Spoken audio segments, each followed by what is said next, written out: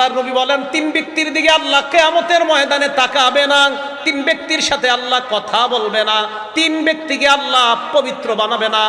এক নাম্বার শাইখুন জানিন, বৃদ্ধ বয়সে যেই বৃদ্ধ ব্যভিচার করে তার দিকে আল্লাহ তাকাবে না, তার সাথে আল্লাহ কথা বলবে না, এই ব্যক্তিকে আল্লাহ পবিত্র বানাবে না।